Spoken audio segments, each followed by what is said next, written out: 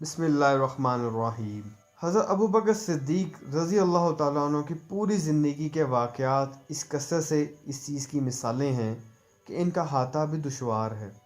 غزوہ تبوک کے وقت جب کہ حضور اقدس صلی اللہ علیہ وسلم نے چندہ کی تحریک فرمائی اور حضرت ابوبکر صدیق کا اس وقت جو کچھ گھر میں رکھا تھا سب کچھ جمع کر کے حضور کی خدمت میں پیش کر دینا مشہور واقعہ ہے۔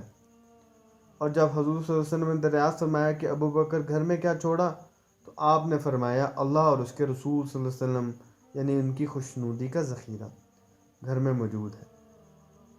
بالخصوص حضرت ابوبکر صدیق رضی اللہ عنہ کے متعلق اس سے بڑھ کر کیا وضاحت ہو سکتی ہے کہ خود حق تعالی شانہ نے قرآن پاک میں تعریف کے موقع پر فرمایا، اس کا ترجمہ ہے اور اس آگ سے وہ شخص دور رکھا جائے گا جو بڑا پرہیزگار ہے، جو اپنا مال اس گھر سے اللہ کے راستے میں دیتا ہے کہ پاک ہو جائے بجز اپنے عالی شان پروردگار کی رضا جوئی کے، کوئی اور اس کی غرض نہیں ہے اور کسی کا اس کو ذمہ کوئی احسان نہ تھا کہ اس کا بدلہ اتارنا مقصود ہو۔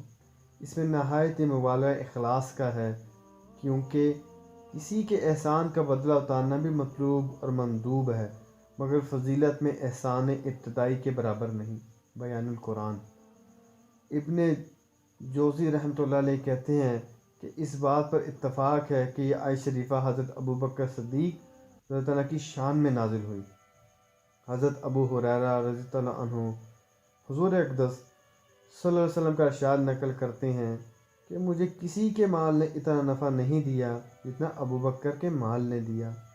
حضور کا یہ ارشاد سن کر حضرت ابوبکر صدیق رضی اللہ عنہ رونے لگے اور عرض کیا، یا رسول اللہ، کیا میں اور میرا مال آپ کے سوا کسی اور کا ہے؟ حضور صلی اللہ علیہ وآلہ وسلم کا یہ ارشاد بہت سے صحابہ کرام رضی اللہ عنہم اجمعین سے بہت سی روایات میں نقل کیا گیا ہے۔ سعید بن المسیب رحمۃ اللہ علیہ کی روایت میں اس کے بعد یہ بھی ہے کہ حضور حضرت ابوبکر کے مال میں اس طرح تصرف فرماتے تھے جس طرح اپنے مال میں فرماتے تھے۔ ایک اور حدیث میں حضور صلی اللہ علیہ وسلم کا ارشاد ہے کہ کوئی شخص ایسا نہیں جس کا مجھ پر احسان ہو اور میں نے اس کے احسان کا بدلہ نہ دیا ہو، مگر ابوبکر رضی اللہ عنہ کا احسان میرے ذمے ہے جس کا بدلہ میں نہیں دے سکا۔ حق تعالی شانہ خود ہی قیامت کے دن اس کے احسان کا بدلہ عطا فرمائیں گے۔ واحد ہستی ہوں گے جن کو جنت کے 8 دروازے پکاریں گے کہ ابوبکر ہمارے اندر سے جنت میں داخل ہو۔ خود حضور اقدس صلی اللہ علیہ وآلہ وسلم نے ان کو جنتی ہونے کی بشارت دی، بلکہ جنتیوں کی ایک جماعت کا سردار بتایا اور جنت کے سب دروازوں سے ان کو پکارا اور بلائے جانے کی خوشخبری دی، اور یہ بھی فرمایا کہ میری امت میں سب سے پہلے ابوبکر جنت میں داخل ہوں گے۔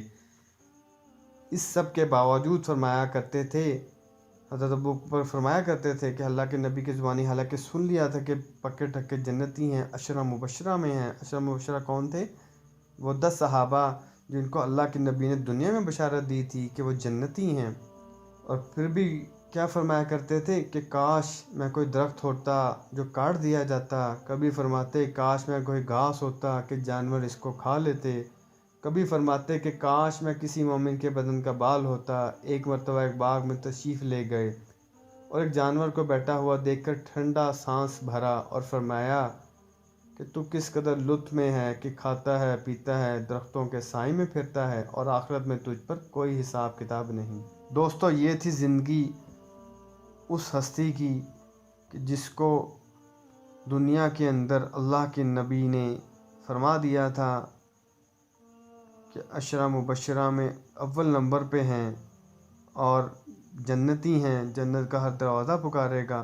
لیکن خوف کا کیا عالم تھا کہ کیسا ایک تنکا اٹھا کے کہتے ہیں کہ کاش میں تنکا ہوتا، یعنی کس قدر خوف ہے کہ اے ابوبکر اگر اللہ نے تیرے نہ بخشے تو تیرا کیا بنے گا۔ آخری وقت پہ یہ فرما رہے ہیں۔